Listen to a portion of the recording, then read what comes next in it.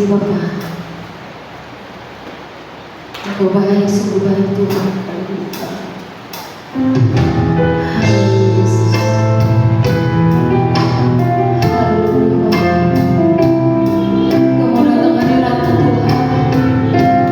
Engkau mau siapkan hati kami untuk hadirat-Mu Bapa di tempat ini. Terima kasih Bapa yang baik. Biar jamaah-Mu Tuhan senantiasa ada dalam hidup kami semua. Haleluya Yesus.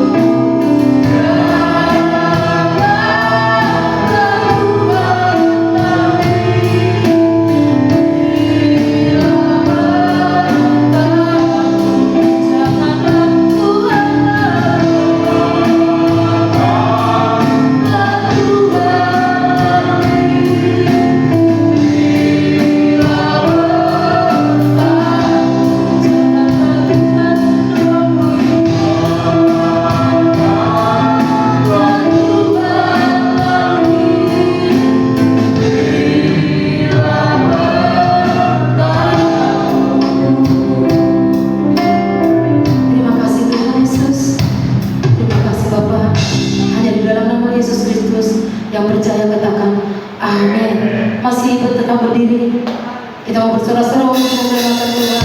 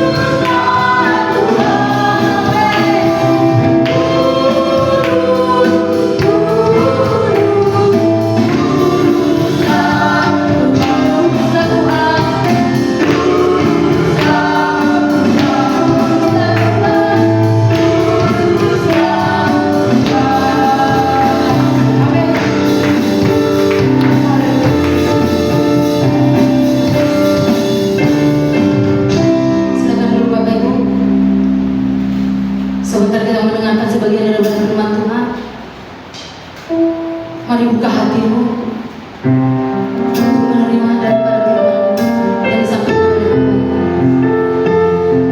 Kita mau katakan, ku berlindung padamu Tuhan. Ku tak dapat jalan sendiri Tuhan. Karena hanya Engkau lah Tuhan, penolong dalam hidup kami. Haleluya. Terima kasih Tuhan. Katakan, ku berlindung padamu Tuhan.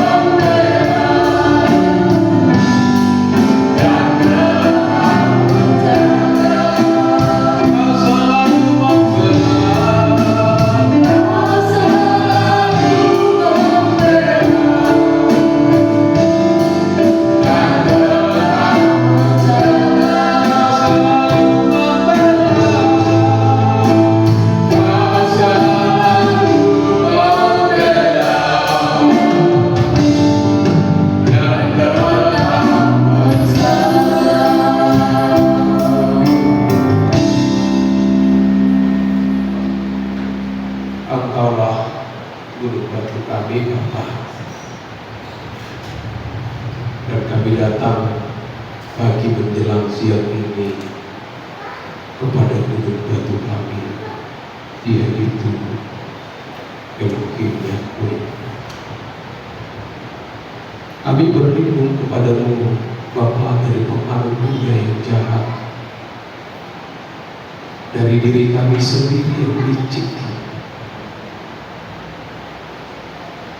Kami berlindung kepadamu dari kuasa gelap yang selalu dan senantiasa mau membinasakan kami, terpisah dari Allah selama-lamanya. Oleh karenanya Bapa, kami berlindung kepadamu. Engkaulah gunung batu pertolongan kami. Pegang tangan kami, Bapa. Sebentar kami mau mendengar suara-Mu, firman. Murabi semua. Berbicara, sampaikanlah isi hati. Dalam nama Tuhan Yesus Kristus kami sambut firman. Amin. Amin. Shalom saudara yang kekasih dalam Tuhan. Mari kita buka Alkitab kita dari Efesus pasal 4 ayat yang ke-22, saudara yang kekasih dalam Tuhan. Efesus 4 ayat yang ke-22.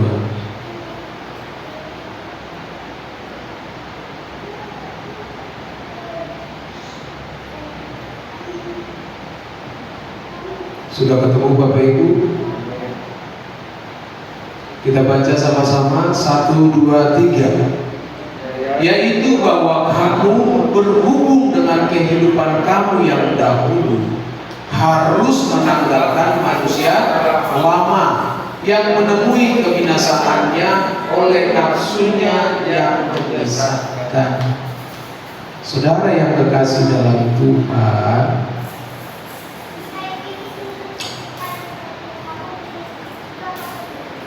ketika kita atau ketika seseorang menjadi orang percaya, setuju bahwa Yesus adalah Tuhan dan Juru Selamat,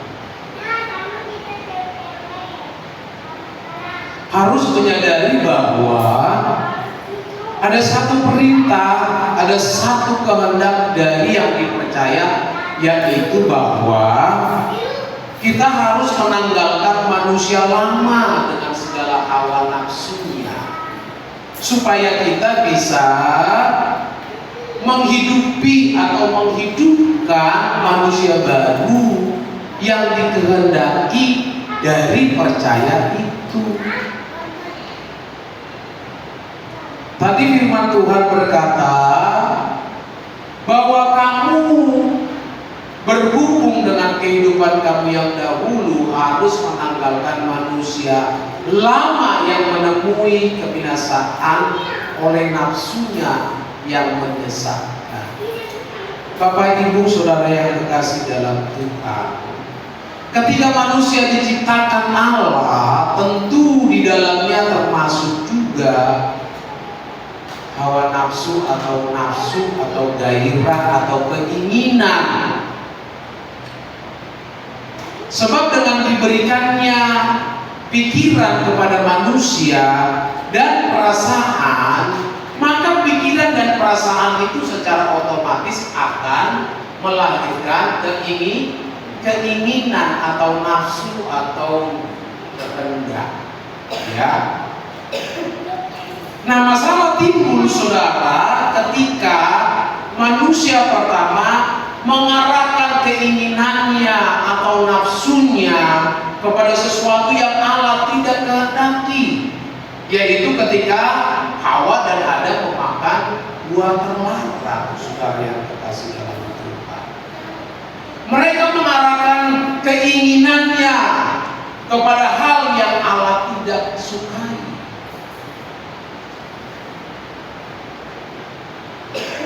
Masalahnya saudara yang kekasih dalam Tuhan, akibat dari mereka makan buah yang terlarang itu tidak hanya berakibat kepada Adam dan Hawa, maksudnya kepada mereka berdua, tetapi juga berakibat kepada keturunannya. saudara dan saya ini, kita ini sampai hari ini kita mewarisi akibat dari kesalahan manusia pertama ketika mereka mengarahkan keinginannya, nafsunya kepada sesuatu yang Allah tidak kehendaki. Nah, sampai di sini saudara harus memahami bahwa ini yang dimaksud oleh Paulus kepada jemaat di Efesus tadi sebagai manusia lama. Manusia lama yang kita warisi dari nenek moyang, kata Petrus di 1 Petrus pasal 1 17, 18, 19. Atau kalimat yang lain sebagai cara hidup yang tidak berkenan kepada Allah. Saudara yang kekasih dalam Tuhan, kalau saudara perhatikan di dalam 2 Korintus pasal yang ke-11, coba kita lihat 2 Korintus pasal 11.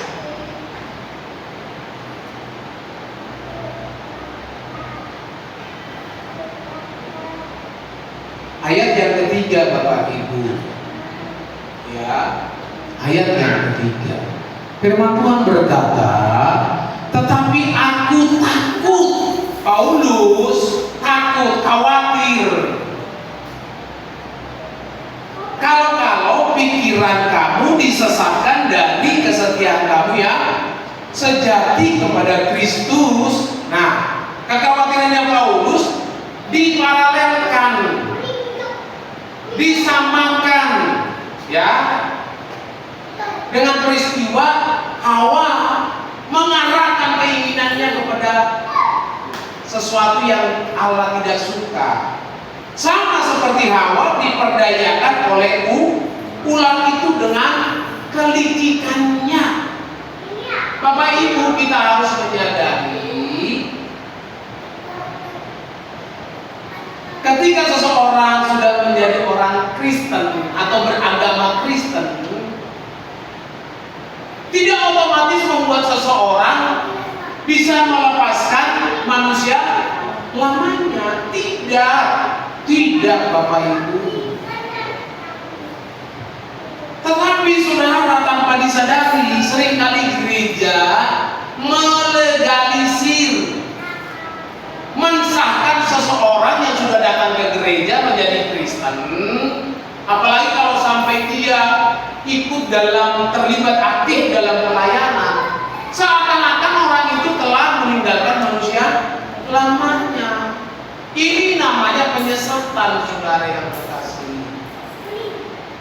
Sebenarnya kita sedang disesatkan jika seseorang telah menjadi Kristen, rajin ke gereja, terlibat pelayanan, seakan-akan dia sudah meninggalkan manusia lama. Wah, apalagi kalau dia melayani pekerjaan Tuhan, saudara. Iblis itu sangat licik, sehingga tanpa disadari manusia yang sudah percaya seringkali gagal menanggalkan manusia lamanya karena dia tidak menyadari adanya penyesatan dalam dirinya oleh kuasa kegelapan melalui berbagai macam filosofi hidup yang disisipkan.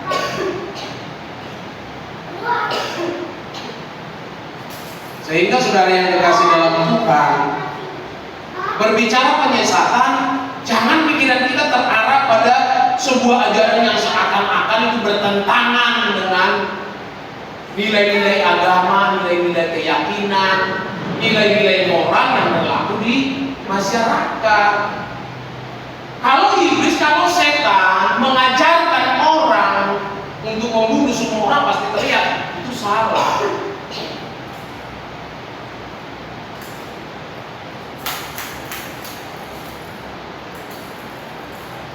Apalagi kalau sampai iblis ngajak orang percaya terang-terangan melawan Tuhan. Enggak. Maka dalam satu kesempatan Gembala senior kita itu bilang begini, iblis dalam kelicikannya itu tidak membuat orang Kristen malas ke gereja, tidak membuat orang Kristen murtad, tetap ke gereja, tetap jadi orang Kristen, tetap beragama Kristen, tetap rajin ke gereja, datang ke gereja, terlibat pelayanan, bahkan mungkin jadi pendeta, jadi orang baik-baik. Setan tidak buat orang Kristen jadi penjahat. Yang penting jangan sampai seperti Tuhan Yesus. Yang penting dia tidak menanggalkan manusia lamanya, lalu menghidupkan manusia baru, yaitu Kristus dalam hidupnya. Sebab kalau saudara dan saya, kalau orang Kristen cuma jadi orang Kristen baik-baik, itu tidak menjadi ancaman buat setan, buat kuasa kegelapan, buat kerajaan kegelapan. Hal itu tidak menjadi ancaman. Tetapi kalau saudara terus berproses, ya, menanggalkan manusia lama, lalu terus-menerus mengembangkan, menumbuhkan, menghidupkan manusia Tuhan Yesus dalam hidup saudara, nah itu baru ancaman buat kuasa kegelapan. Maka penyesatan kuasa kegelapan itu dibuat sehalus mungkin. Nah, kemarin ngobrol-ngobrol dengan seseorang yang saya temani untuk urusan usaha yang bisa dagang gitu ya. Dia orang Muslim saudara itu. Nah, dalam percakapan itu ada satu yang menarik buat saya.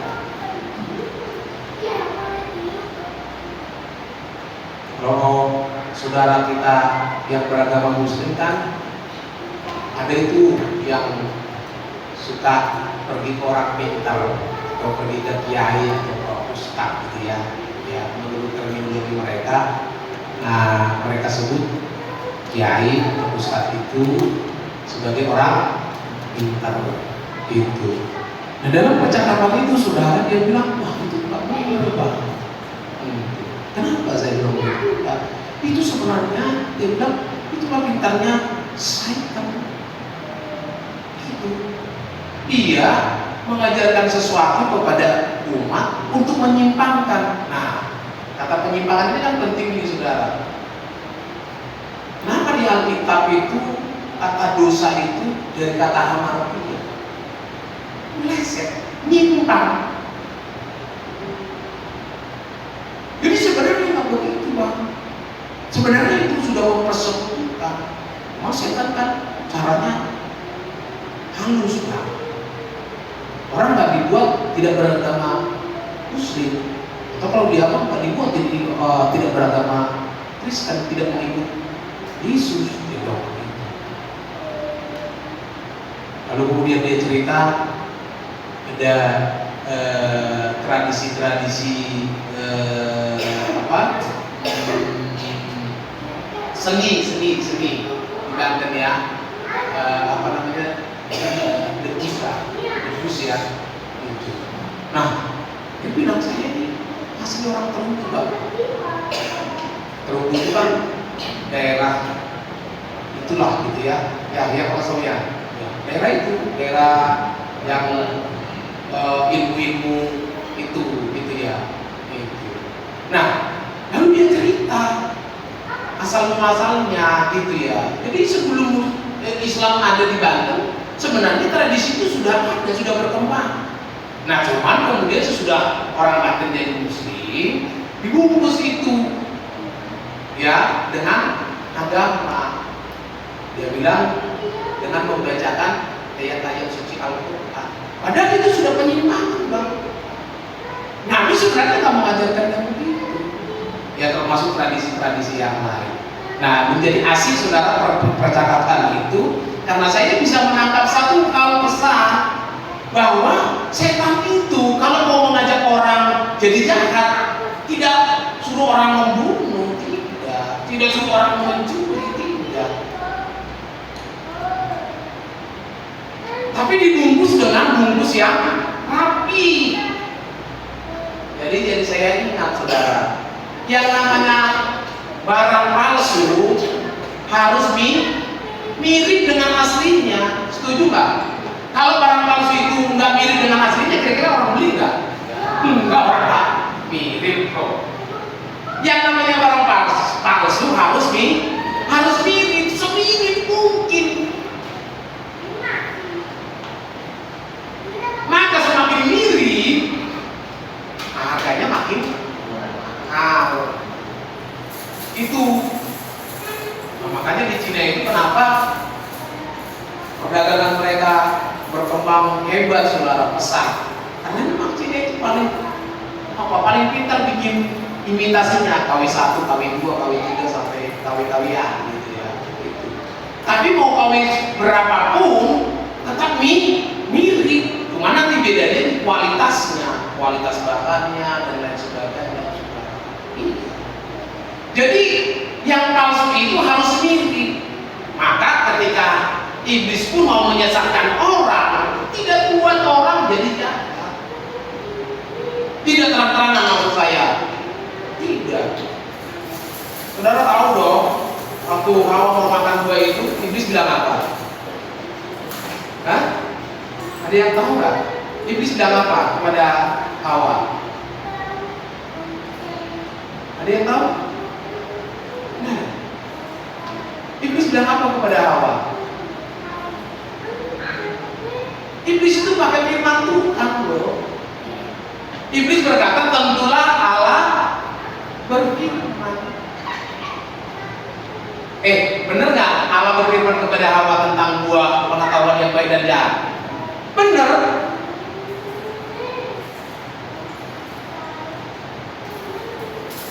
Sekarang masih penasaran, bukan kita lihat ya. Yuk kita buka yuk di Kejadian pasal 2 yuk.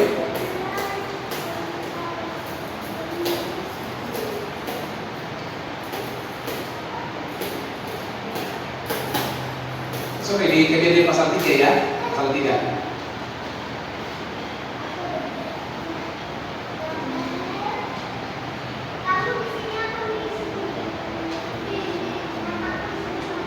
Ayat yang pertama, saudara, firman Tuhan bilang begini. Tentulah Allah berfirman. Sampai di situ, iblis masih benar nggak? Masih benar nggak? Masih, karena memang benar Allah berfirman. Kejadian pasal 2, Allah berfirman. Ya, tentulah Allah berfirman. Semua pohon dalam taman ini jangan kamu makan buahnya, bukan. Nah, lihat saudara, lihat itu permainan kata itu untuk menyesatkan itu. Yang tadi disinggung oleh Paulus tadi di saat 2 Korintus pasal 11 tadi. Nah, tentulah Allah berfirman, semua pohon dalam taman ini jangan kamu makan buahnya. Nah, benar nggak ngomongnya begitu? Hah? Benar nggak Allah berfirman seperti itu?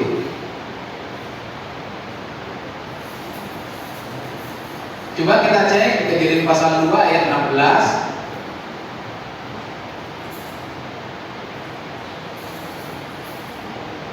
Yuk. Firman Tuhan katakan, semua pohon dalam taman ini boleh kau makan buahnya dengan bebas.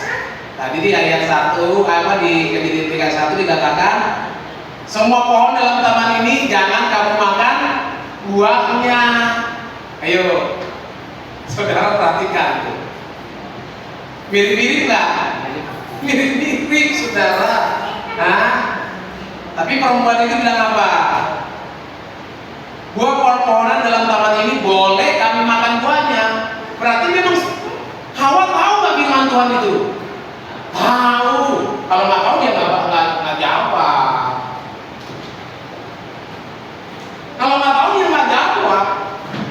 Dan jawabannya Hawa benar.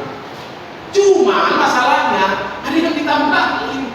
Ayat 3. Tetapi tentang buah pohon yang ada di tengah-tengah taman itu, Allah berfirman, jangan kamu makan ataupun raba buah itu, nanti kamu mati. Ada nggak kata meraba di situ. Coba lihat. Ayat 17. Tetapi pohon pengetahuan tentang yang baik dan yang jahat itu janganlah kau makan buah. Ya. Sebab pada hari yang kau memakannya pastilah engkau mati. Ada kata merabanya di situ? Nggak ada. Nggak ada, saudara. Nah, ular itu mempermainkan, ya. Tadi Paulus katakan, aku takut kalau pikiranmu disesatkan. Jadi pertama-tama memang pikiran yang disesatkan. Sampai seseorang nggak memiliki pengertian yang benar sehingga tidak menyadari kesesatan itu, saudara yang kekasih dalam Tuhan.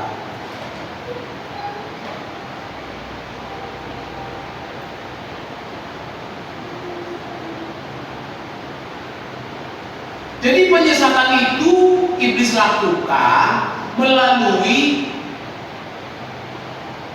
filosofi hidup, gaya hidup yang kita warisi dari orang tua, dari nenek moyang kita, baik itu melalui tradisi, budaya, dan banyak hal lainnya, serta pengaruh dunia sekitar kita, baik orang-orang dekat kita, teman pergaulan kita, ya, tetangga kita, sampai kepada media yang mempengaruhi seluruh alam berpikir kita. Nah, itu akan mempengaruhi cara berpikir seseorang. Tadi sudah saya katakan, waktu manusia itu diciptakan oleh Allah, tentu di dalamnya termasuk keinginan. Karena manusia diciptakan menurut gambar dan rupa. Di dalam gambar itu ada pikiran dan perasaan yang melahirkan kehendak. Saudara tidak akan pernah punya keinginan kalau saudara nggak pernah memiliki. Saudara tidak akan pernah berbuat sesuatu kalau tidak lahir dari keinginan. Dan keinginan kita itu berangkat dari apa yang mempengaruhi pikiran kita. Contoh, kan saudara tidak akan makan kalau saudara tidak memiliki perasaan lapar, ya. Nah, waktu saudara lapar, kan pikiran saudara beraktivitas. Aduh, lapar nih. Makan apa nih? Lalu saudara melangkah, bisa melangkah ke dapur, bisa melangkah ke warung untuk makan. Nah, tindakan makan itu hasil dari bekerjanya pikiran seseorang yang melahirkan tindakan perbuatan itu.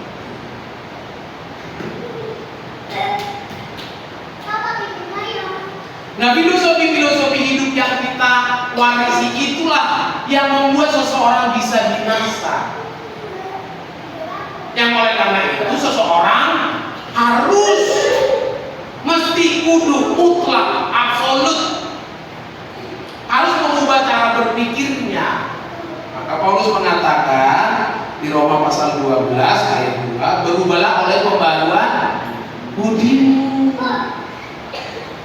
Pikiran kita, maksud saya cara berpikir kita, filosofi hidup kita harus diubah.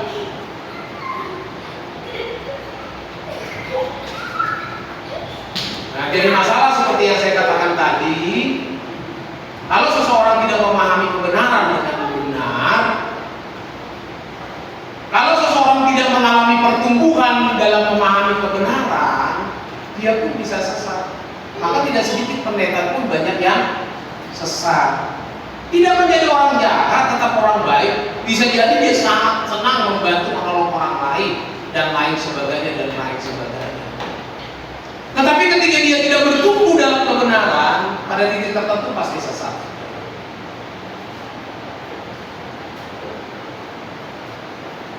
Jadi makanya kalau Alkitab mengatakan betapa suci dan salehnya kamu hidup, itu berkaitan bahwa moralitas kita itu, morfe, ya, moralitas kita itu harus terus bertumbuh sampai batas yang, sampai pada keadaan yang tak terbatas. terbatas, moralitas Allah itu tidak terbatas. Nah, mestinya kita pun bisa mengalami progresivitas pertumbuhan moral kita itu, saudara. Ya, yang hari Jumat kemarin saya sampaikan bahwa bicara tentang buah di Yohanes pasal 15 itu berkaitan erat dengan Yesus sebagai pokok keselamatan. Ketika Yesus selama hidup di bumi ini mengembangkan morfe Bapa itu.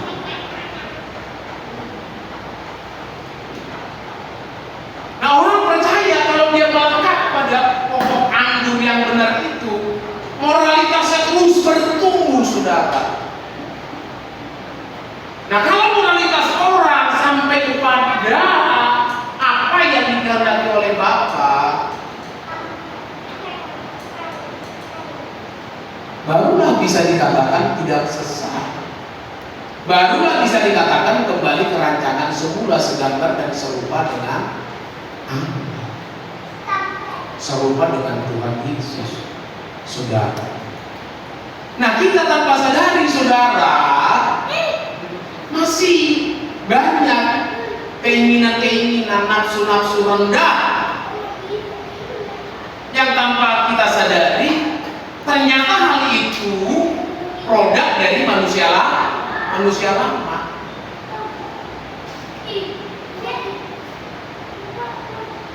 Aduh, Bapak Ibu, kalau Bapak Ibu terus bertumbuh dalam kebenaran, Bapak Ibu akan mengenali diri saudara.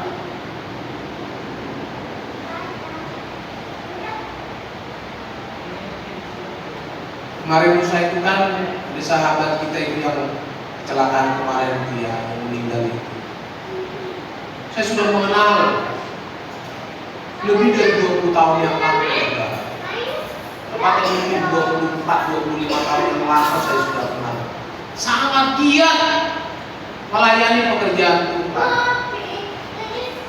Tapi seperti yang Paulus katakan, giat melayani pekerjaan Tuhan tanpa pengertian yang benar.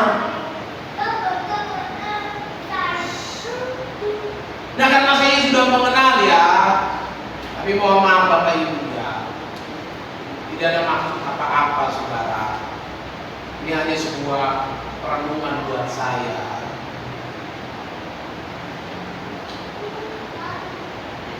Saya juga tidak tahu 10 tahun terakhir karena sudah sangat jarang berinteraksi ya. Tapi 10 tahun yang lalu ketika saya masih bersama-sama, masih sering berinteraksi, saya tahu betul, saya kenal. Orang yang giat dalam melayani pekerjaan Tuhan belum tentu disertai dengan pengertian yang benar, sehingga seringkali kegiatan, kesibukan, aktivitas dalam pelayanan itu bisa kontraproduktif, saudara. Wah, kalau udah doa, pokoknya dunia kayangan bisa gonjang ganjing, saudara.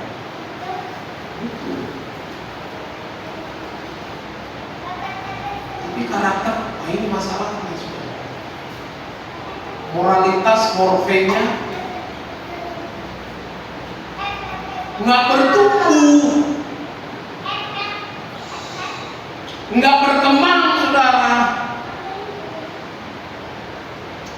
Padahal mestinya makin hari kita itu makin hari makin harus seperti Tuhan.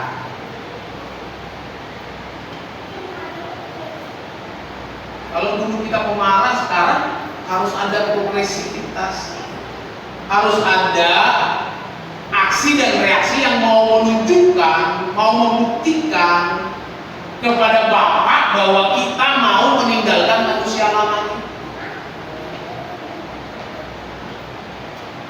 Saya itu pemarah, saudara, gampang emosi. Aduh, umur 20-an lah, gak ada takut ya berantem, saudara ya. Tapi sekarang itu udah jauh berubah, saudara. Takutnya kita itu kalau dulu bukan sama Tuhan, Kalau sekarang kita takut, tapi takutnya sama Tuhan. Sama manusia kita sih nggak takut, tapi sama Tuhan kita takut. Kita takut apa yang kita lakukan, kita perbuat itu melukai hati Tuhan. Maka dalam banyak kesempatan ketika kita disinggung yang membuat kita marah, kesel, kita belajar meredam kemarahan itu karena kita nggak mau melukai hati Tuhan. Kita nggak mau mengecewakan Tuhan. Dan kalau kita melakukan kesalahan itu, hal itu membuat kita berduka.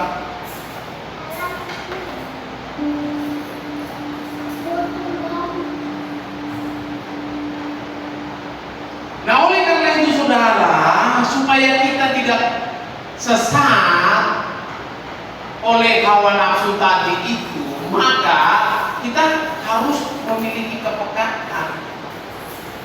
Kalau orang nggak peka, nggak bisa, saudara, nggak bisa. Itu yang saya katakan tadi, itu sahabat ini, teman ini, saudara ini tidak memiliki kepekaan akan keadaannya.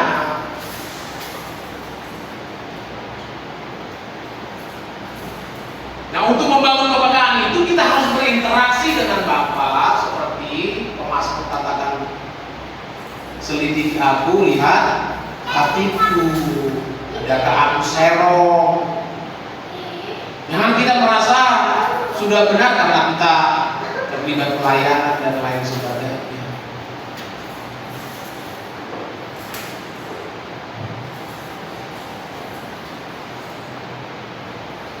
Yang saya lihat ya, terus berulang melakukan kesalahan itu lagi, mengulangi kesalahan itu lagi. Dan saya sudah menemukan ada banyak hamba Tuhan, saudara, ya yang dulu bisa bersama, bukan bisa ya, yang dulu sering bersama-sama dalam pelayanan, seperti umpamanya mengulang cerita, punya pengalaman pergi ke sana, pergi ke situ, ke negara ini, ke kota itu.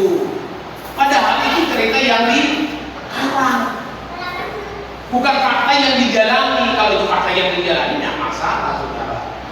Tapi menjadi masalah ketika itu hanya sebuah ilusi, fantasi yang kemudian diceritakan kepada orang seakan-akan itu sebuah fakta. Mungkin saudara juga bisa mengalami hal yang sama. Saya juga pernah melakukan kebodohan seperti itu, saudara. Ngarang cerita namanya.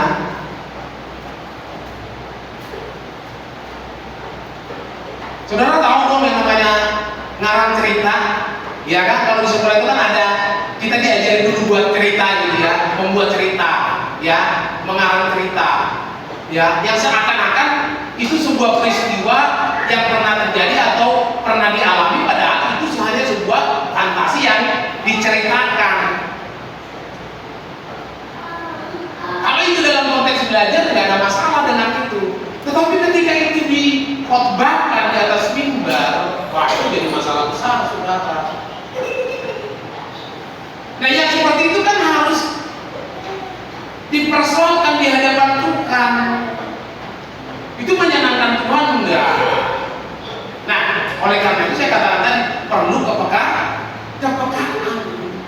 Nah, kepekaan itu bisa kita peroleh, bisa kita dapatkan ketika kita intim dengan Tuhan lewat doa yang pertama. Yang kedua, kita belajar ya dari pembacaan firman Tuhan, dengarin khotbah-khotbah, datang di pendalaman Alkitab, di kebaktian keluarga. Karena hal itu yang akan membangun pengertian kita tentang kebenaran. Lalu kemudian peristiwa hidup yang kita alami, yang kita lihat di sekeliling kita, kita lihat, kita amati. Nanti Roh Kudus pasti bicara lewat peristiwa-peristiwa yang kita alami itu. Mustahil Roh Kudus tidak bicara, pasti bicara. Roh Kudus pasti bicara. Maka sering saya katakan, orang yang bertumbuh dalam kebenaran itu pasti ada kesaksian dalam batin, Pak. Namun tidak ada kesaksian dalam batin. Waktu dia buat salah, Roh Kudus pasti bicara kan? Nah, waktu Roh Kudus bicara, pasti ada kesaksian batin di situ. Ada peristiwa hidup yang dialami. Roh Kudus pasti bicara. Kita menangkap sesuatu pesan Tuhan dari situ. Ada kesaksian batin, tidak mungkin tidak. Sampai hal-hal kecil, saudara, kita lihat seperti yang saya katakan tadi. Ketemu dengan seseorang, kita ngobrol, ya. Kita nangkap sesuatu. Ada yang kita ekstrak dari situ. Kita tahu, oh iya, betul. Seperti di Mama katakan, kalau pikiranmu disesatkan. Jadi penyesatan itu harus dibuat sehalus mungkin supaya nggak disadari oleh yang disesatkan, sehingga orang tidak menyadari sebenarnya dia sedang dalam kesesatan. Maka untuk menyadari kesesatan itu perlu kepekaan. Baru nanti tahu di mana sesatnya, di mana dia sedang hidup dalam hawa nafsu dan keinginan daging. Tadi sudah saya katakan, ketika manusia itu diciptakan, mustahil manusia tidak punya keinginan, ya. Karena adanya pikiran itu otomatis membuat manusia memiliki keinginan. Masalahnya, apakah keinginan itu diarahkan kepada apa yang Allah kehendaki untuk tidak makan buah itu, atau diarahkan kepada keinginan untuk melawan apa yang Allah tidak kehendaki? Nah, Bapak Ibu, di sini perlu keteduhan, kerendahan hati untuk duduk diam di kaki Tuhan. Seperti pemazmur katakan tadi itu, saudara. Selidiki aku, lihat hatiku, apakah ku sungguh mengasihimu, Yesus, Kau yang Maha Tahu dan melihat hidupku, tak ada yang tersembunyi bagimu. Selidiki aku, lihat hatiku, apakah ku sungguh mengasihimu, Yesus, Kau yang Maha Tahu dan melihat hidupku, tak ada yang tersembunyi bagimu. Telah kulihat kepadamu yang tak pernah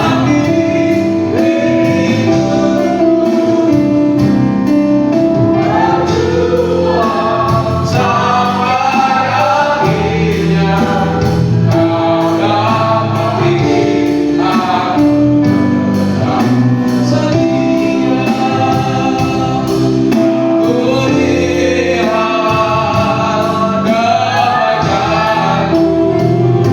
Kulihat wajahmu yang tak pernah habis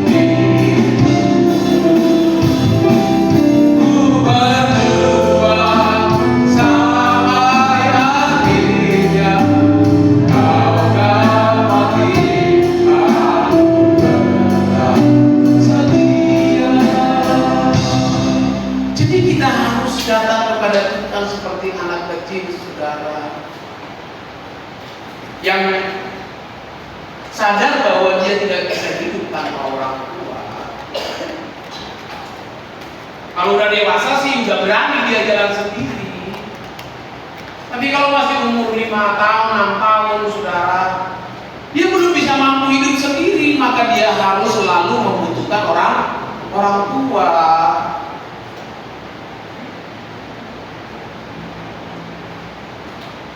Ke kamar mandi aja minta ditemani, saudara. Disuruh orang tua ke warung minta ditemani. Ya kalau ditemani sama aja orang tua nggak nyuruh ke warung. Ya udah aja orang tuanya aja yang ke warung. Itu menunjukkan ketergantungan, saudara.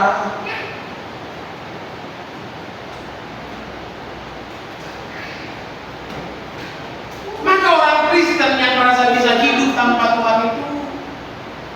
kehidupan Kristen yang benar. Sehebat apapun seseorang, sekaya apapun seseorang, saudara, setinggi apapun pangkat seseorang, dia harus seperti anak kecil di hadapan Tuhan yang selalu membutuhkan Tuhan, saudara.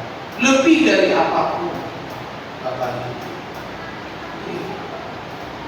Sebab sekali lagi kalau seseorang sudah berhadapan dengan Tuhan,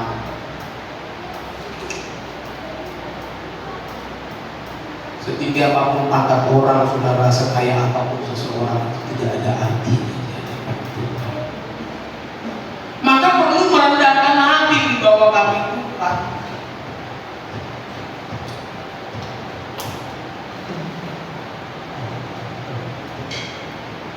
Tapi dalam kebodohannya banyak orang merasa bisa hidup tanpa Tuhan, saudara.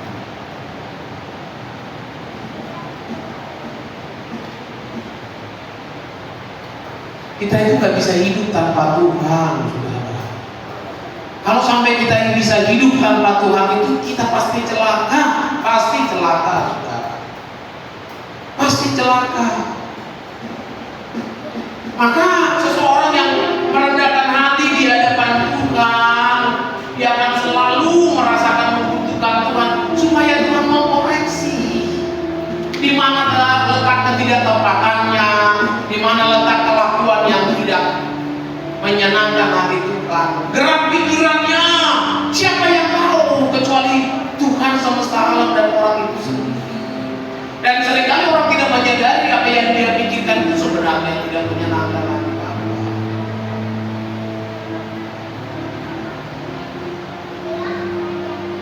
Maka orang yang makin peka itu terhadap perasaan Bapa itu, dia akan selalu berkata kepada Tuhan, ku berlindung padamu, Bapa. Ku tak dapat jalan sendiri, hanya Engkaulah penolongku. Ku berlindung kepadamu, ku berlindung padamu, Bapa. Ku berlindung padamu, Bapa. Ku tak dapat jalan sendiri, hanya Engkaulah penolongku. Ku berlindung kepadamu, ku angkat hatiku,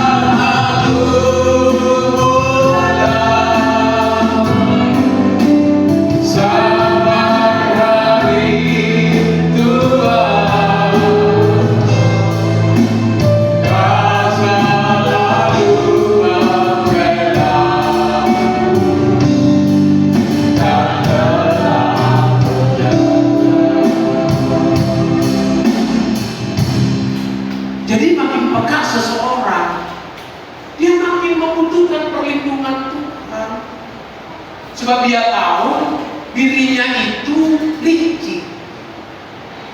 Di dalam diri kita itu ada banyak anasir-anasir manusia lama yang ingin dihidupkan, yang ingin dipuaskan hawa nafsunya, keinginannya, hasratnya. Maka kalau orang tidak peka, dia tidak akan pernah menyadari itu, anasir-anasir itu, saudara, unsur-unsur kekafiran yang masih melekat dalam diri kita. Seperti pendeta umpamanya, saudara, bisa mengajak jemaat untuk membangun sebuah gedung. Pertanyaannya, itu keinginan Bapak satu keinginan dari diri sendiri. Itu sangat tipis, saudara. Saya minta saudara untuk memberikan persembahan. Masalahnya pada persembahan itu untuk kepentingan Tuhan atau untuk kepentingan saya. Itu tipis, saudara. Nah, seorang hamba Tuhan dia bisa menyadari itu ketika dia memiliki kepekaan, dan kepekaan itu hanya didapat ketika dia berurusan berperkara dengan Bapa di surga. Nah, maka ketika dia menyadari kesesatannya itu, saudara, dia akan selalu berkata seperti pujian kita. Dia akan selalu membutuhkan perlindungan dari Tuhan.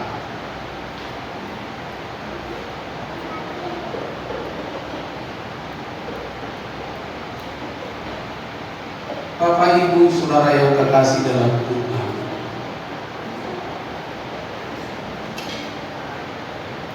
maka ketika seseorang menyadari kesesatannya,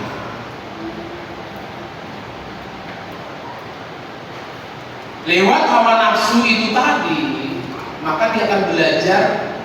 Maksud saya, jika dia mau menyenangkan hati Bapa, dia akan belajar bagaimana memadamkan, mematikan hawa nafsu itu. Nah, untuk bisa memadamkan, mematikan hawa nafsu itu cuma satu syarat, ya saudara. Saudara mau dengar gak? Mau dengar gimana cara memadamkannya, mematikan itu? Jangan diberi makan, jangan kasih makan.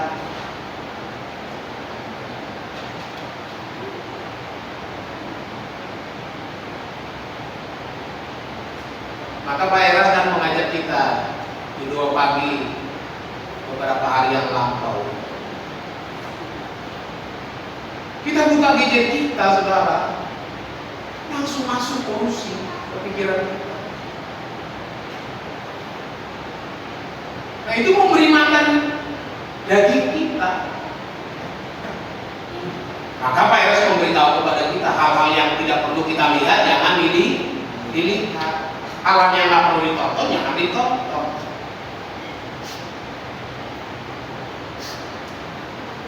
Pokoknya segala sesuatu yang itu Tuhan tidak ikut menikmati, kita jangan lakukan. Nah, dengan begitu daging kita itu tidak memperoleh asupan. Nah, kalau dia tidak memperoleh asupan, tidak memperoleh makanan, lama-lama mati nggak? Sebaliknya, ketika kita makin tekun berdoa, makin giat membaca Alkitab, pendalaman Alkitab, dengarin renungan, dengarin khotbah, roh kita itu sedang diberi makan, dan dia makin hari makin kuat, sampai saudara tidak bisa dirobohkan iblis lagi, saudara.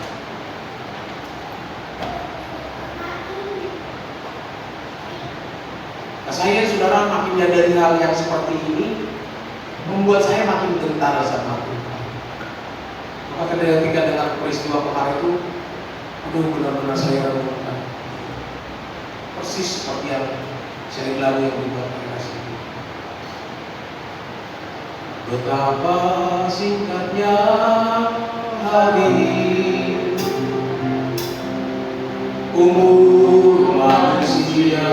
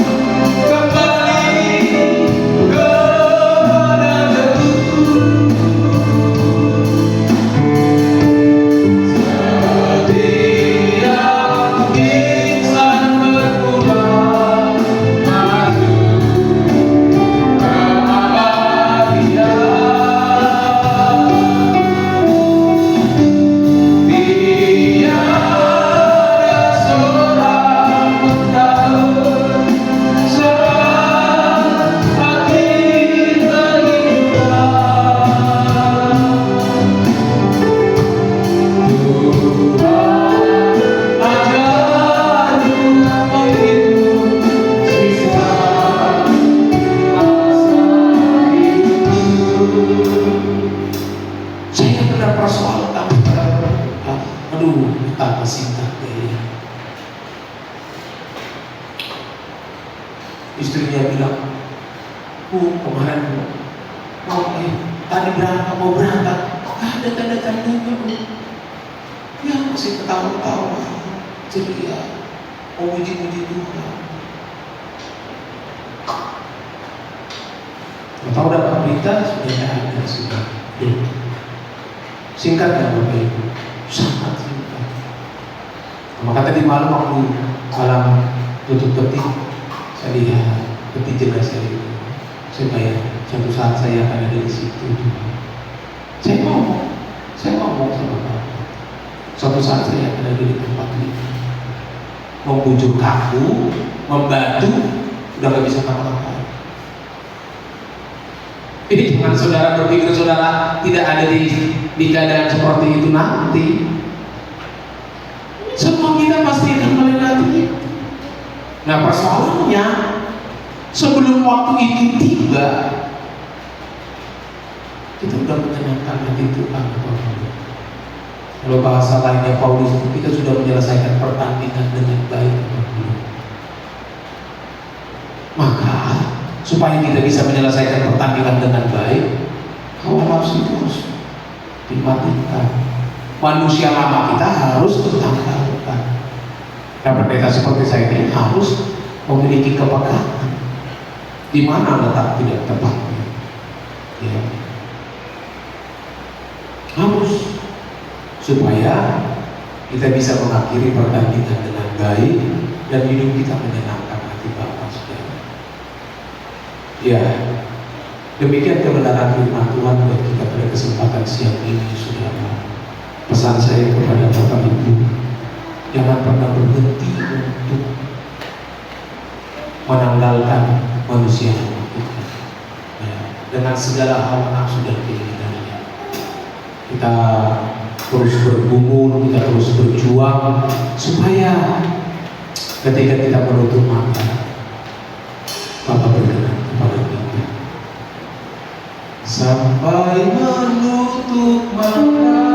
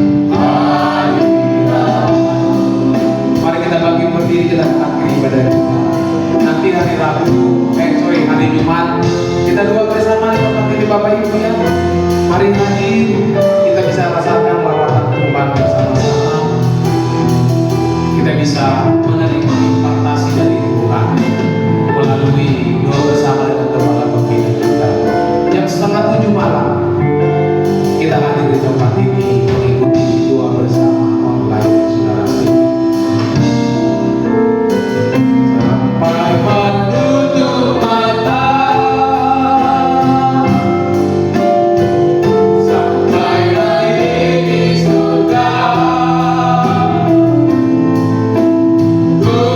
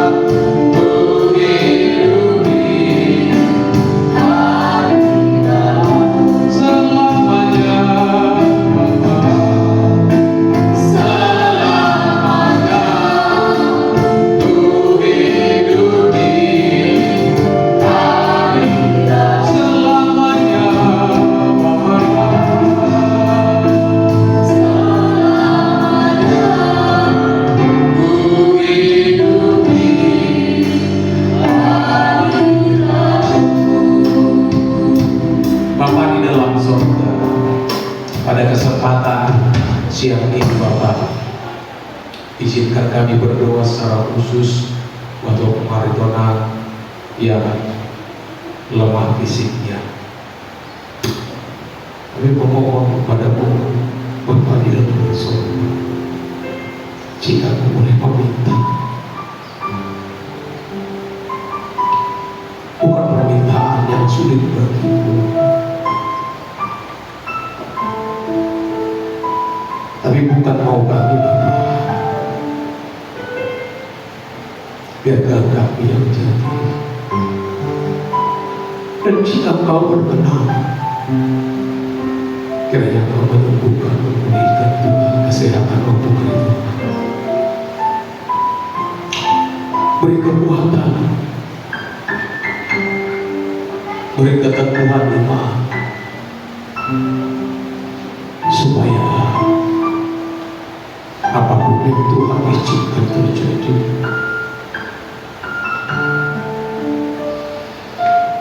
Bapa turut bekerja mendatangkan kebaikan. Engkau memberi berkat abadi.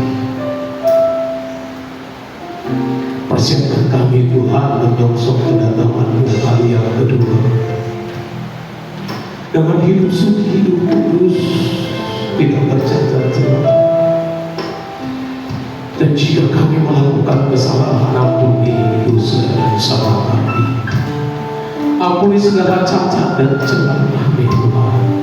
Kami mau terus belajar menanggalkan manusia lama dengan segala hawa nafsunya yang membinasakan. Dan kami mau hidup di dalam hidup yang baru bersama dengan Kristus Yesus, seperti firman-Mu yang telah kami dengar, seperti suara-Mu yang telah kami dengar pada siang ini Bapa.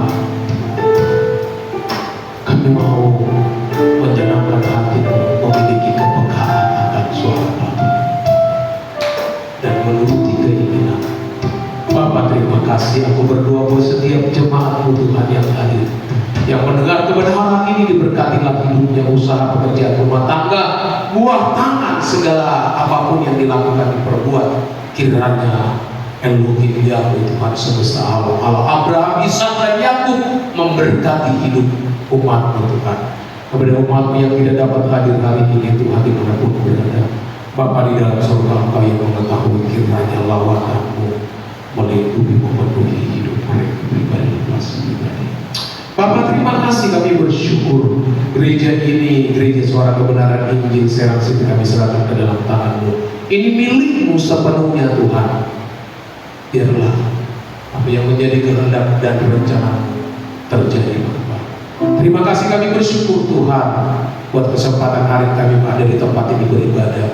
Kiranya apa yang kami lakukan sepanjang hari menyenangkan hati Bapa di surga. Sedia berkat jasmani, makanan, minuman yang telah dihidangkan oleh dapur-Mu untuk kami santap dalam makan siang.